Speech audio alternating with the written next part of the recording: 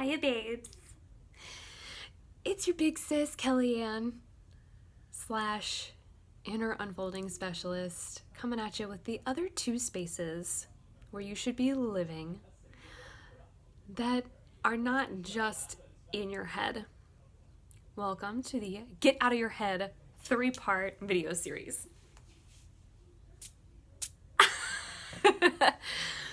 I'm excited to be bringing this information to you, this knowledge, this intuitive knowledge that I've developed over years, because I've seen so much hurt come from living in your head and communicating from your head and building relationships from your head, or just choosing a career based on what your head tells you. I've seen I want to say catastrophes. I've seen the catastrophic ripple effects that not being attuned to your whole self can have.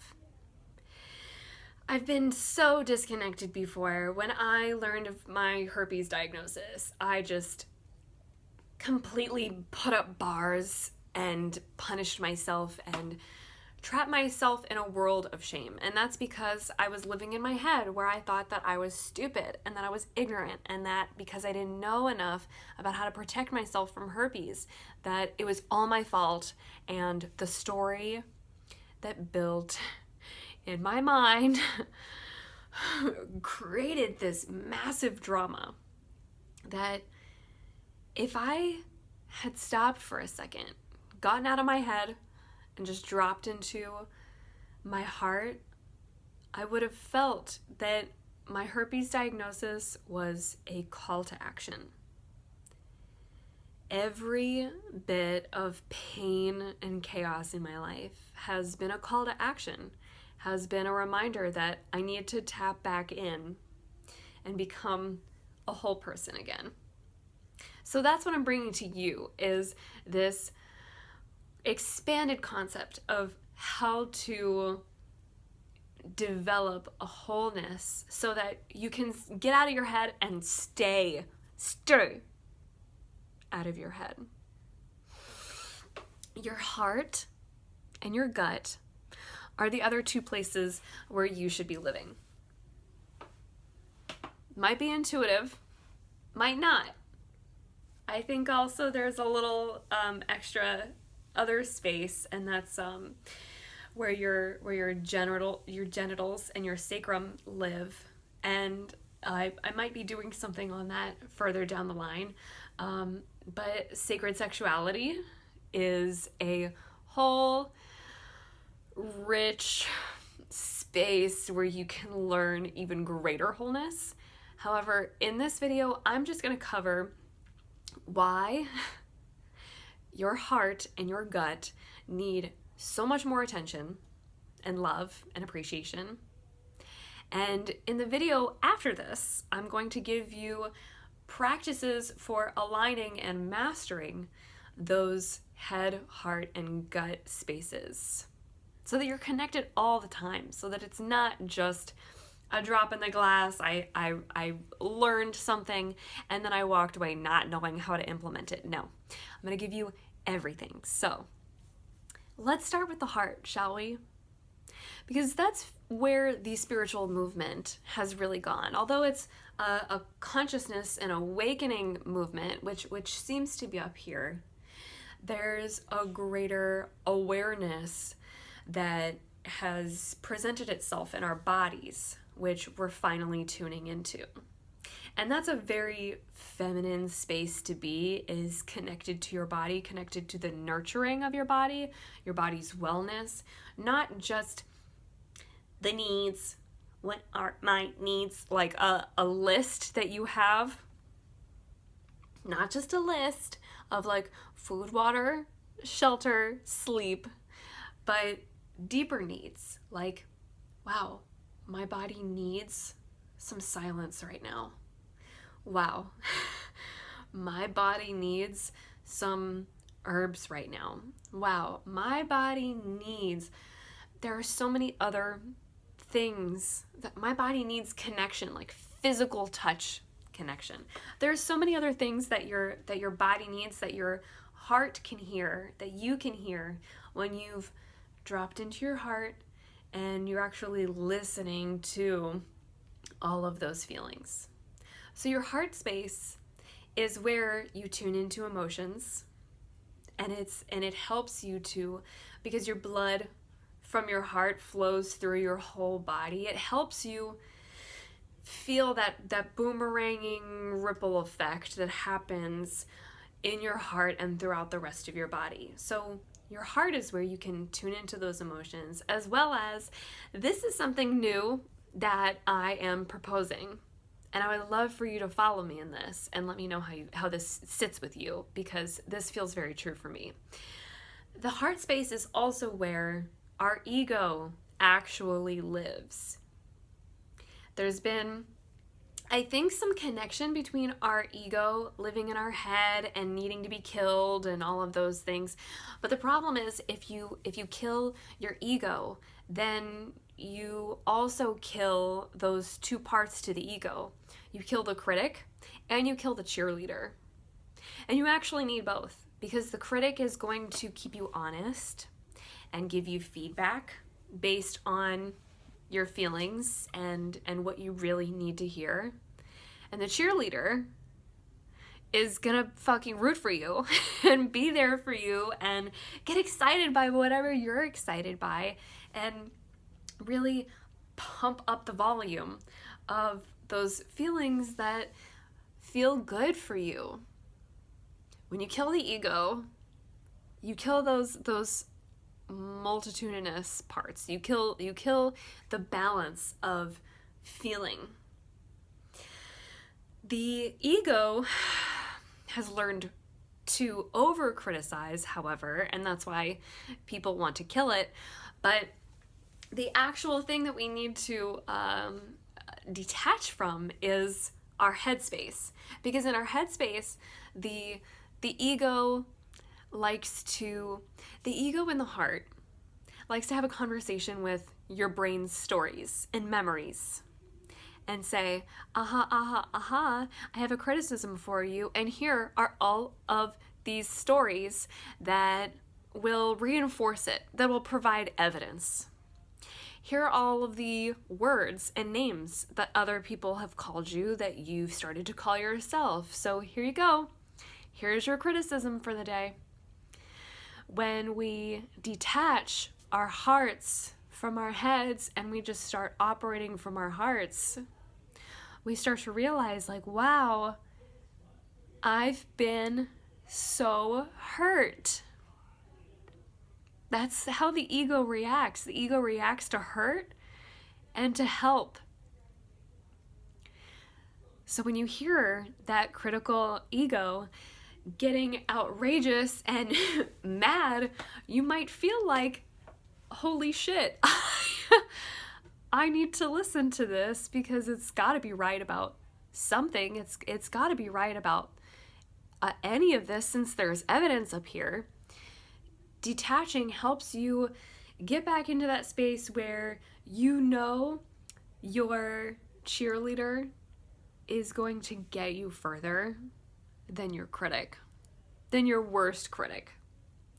Your sounding board critic, the critic who's in there, who's not there to judge you or grade you, but is just watching as your life unfolds and helping you to piece out what you need to feel into and what you don't need to feel out.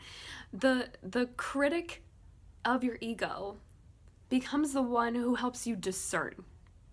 Discernment is so important on this journey. It sounds like judgment, especially when you attach it to all of the things that you've heard often when we hear ourselves trying to discern between what's right for us and what's wrong for us, what feels good for us, when what feels bad for us, where our yeses and our nos are, when we feel that, the discernment sounds like judgment, because it often, like I said, uses words that other people have used with you or on you or at you before.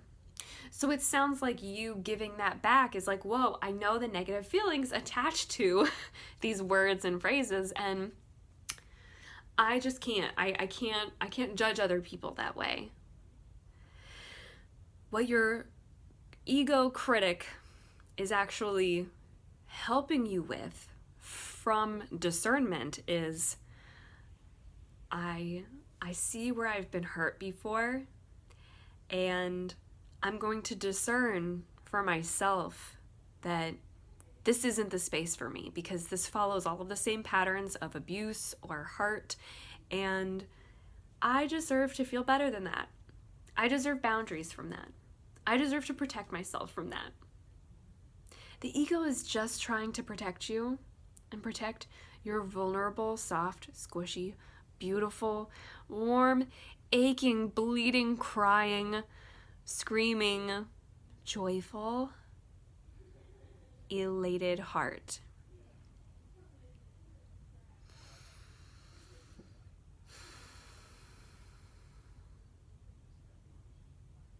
Your ego is also a cheerleader. It's also the one who was there screaming along with you, elated along with you. Your ego is protecting you, and your ego is your pal. Your heart is your pal. And your heart can be your guide when you release attachments to evidence-based feelings, and you just tune into what is real. What's real? What's real for me? We'll get more into practices for discerning what is real in the next video, but I'm gonna move on to our gut. The gut is this glorious space where we have, oh gosh, what is it? Over 2 million neurons. I'm trying to remember because I think it's like between 1.5 and 2 million neurons. The neural activity that happens in your gut is equivalent to a 2-year-old child or a cat, which may sound like weird or silly, or like, a 2-year-old child, okay, who's going to listen to a 2-year-old? Who's going to listen to a cat? When a message comes from a cat, who's going to Have you ever seen a cat intuitively sensing something, like there's a fucking ghost in the room, or a presence, a spectral presence in the room? Have you ever seen a 2-year-old react to a human that they've never met before, that they don't want to have anything to do with? Their instincts, a cat's instincts, a baby's instincts, are so fucking effective. We're trying to talk about effectiveness and efficiency when it comes to the brain. It's a joke. It's a joke because the effectiveness and the efficiency happens in the gut. Your gut is the one who is giving you instinctual, intuitive information that you could not have otherwise known. It's where your sixth sense lives.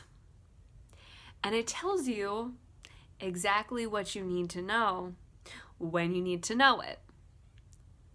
That's why sometimes when you ask yourself questions, you don't get the answer right away.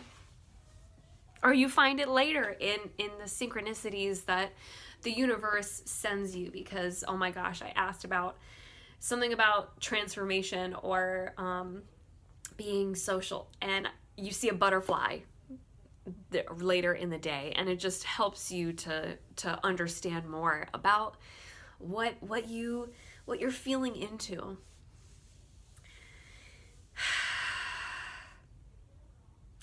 The gut is the one that really needs to be cleared and maintained and receive your devotion in order to get those messages, in order to feel those feels and get knowledge that, like I said, is not based on evidence or based on like brain knowledge, logic, informational knowledge. There we go.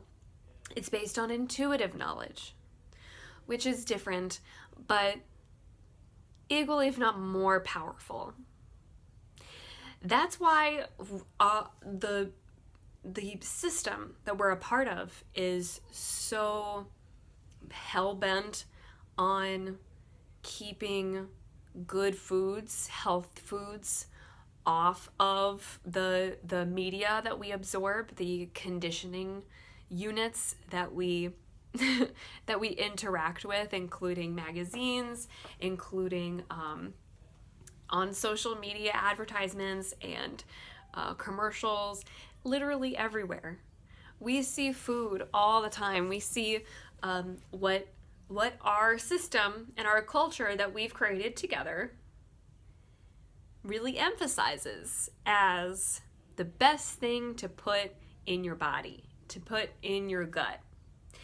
And yet, the problem with having a population that is more obese than most other, if not all other, first world countries, we have the issue of overthinking things and second guessing things and fucking things up for ourselves because we don't actually have a connection to that clear pathway where we just receive a yes or a no or a fuck this or a fuck that and are able to go from there, take it from there. Instead, we see things and we observe things, and it's just like this bubble of like, well, this is all I know. This is all I know. And this is where I'm making my moves from. This is where I make my decisions from. The safest way to go about life is to listen to your gut.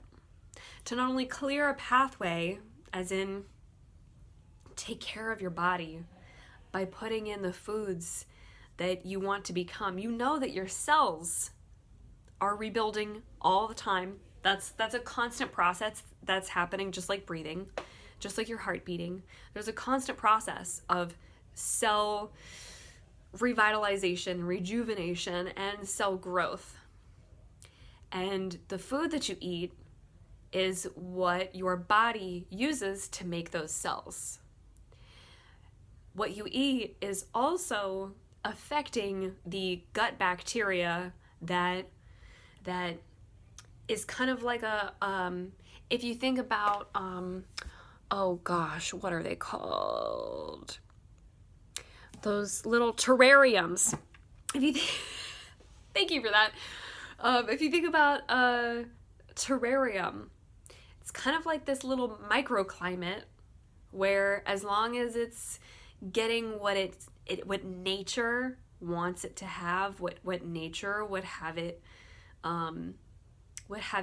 eat and drink and live off of best, that's kind of how your gut space works too. What you introduce into that space affects how everything grows and how that climate is maintained. There's a climate of bacteria in your gut that is maintaining all of the neural activity and helping to keep it clear or bogged down by all of the processed foods and animal fats and just chemicalized, overly reduced from its natural form or broken down from its natural form foods.